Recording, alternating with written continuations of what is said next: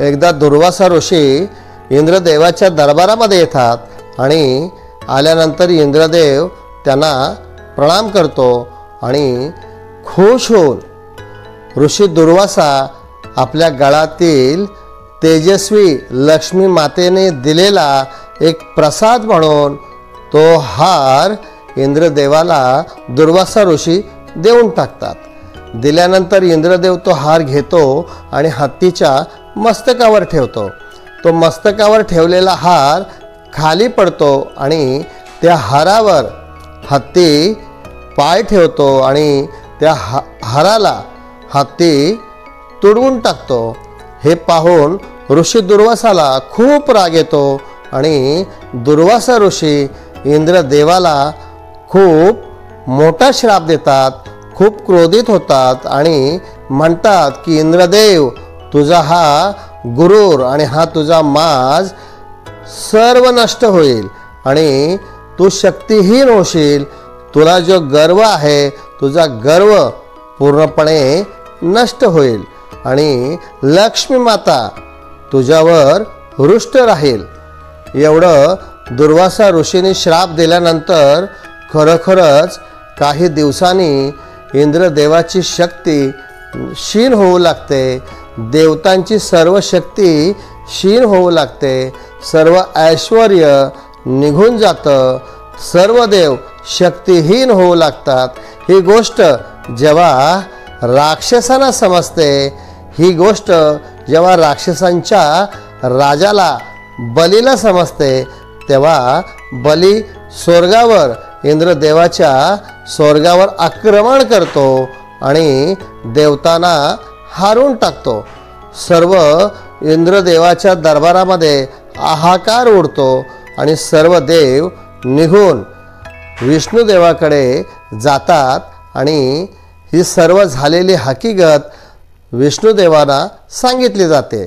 विष्णुदेव त्याच्यावर एकच पर्याय सुचवतात की तुम्हाला जर तुमची शक्ती परत मिळवायची असेल, तुमचं ऐश्वर्य परत मिळवायचं असेल आणि तुम्हा देवतांना जर अमर व्हायचं असेल तर तुम्हाला अमृत प्यायला हवं आणि अमृत हे समुद्र मंथन जर केलं त्यातूनच हे रत्न निर्माण होईल. समुद्र मंथनातूनच हे अमृत आपल्याला मिळू शकतो आणि ते जर सर्व देवतांनी पाषाण केलं तर कोणत्याही देवताचा मृत्यू होणार नाही. हे सर्व देव अमर होतील.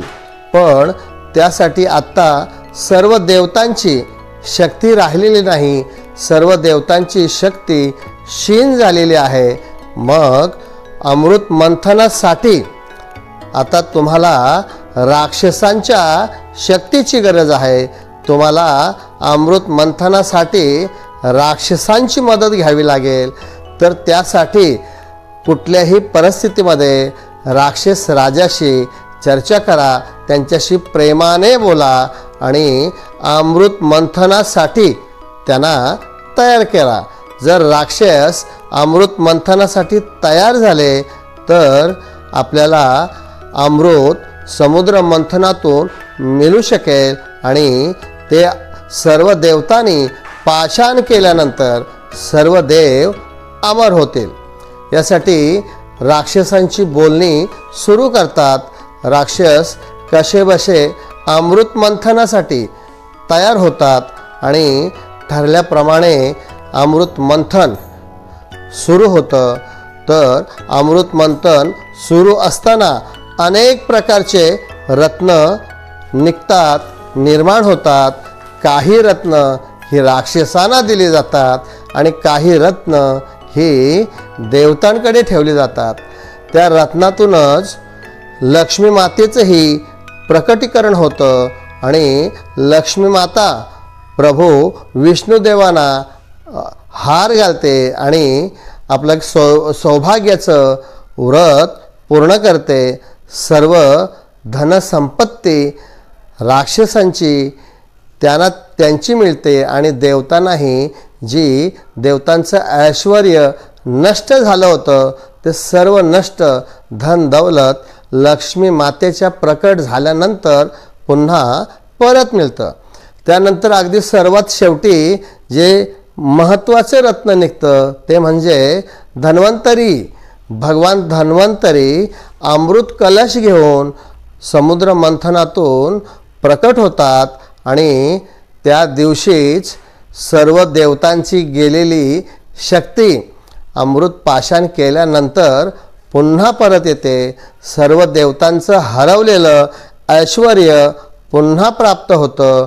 देवतांच्या चेहऱ्यावरील क्षीण झालेली जी चमक होती, जे तेज होतं, हे सारं अमृत प्याल्यानंतर सर्व परत मिळतं आणि लक्ष्मी मातेचंही प्रकटीकरण झालं. म्हणून सर्व धन दौलत सारं ऐश्वर्य पुन्हा मिळतं आणि हे अमृत कलश धन्वंतरी भगवान धन्वंतरी घेऊन प्रकट होतात. त्या दिवसापासूनच आपण धन्वंतरी हा दिवस साजरा करतो आणि गेलेलं ऐश्वर्य धन दौलत हे सर्व ऐश्वर्य पुन्हा परत मिळालं म्हणून आपण सारे लोक धनतेरस हे दिवस साजरा करतो.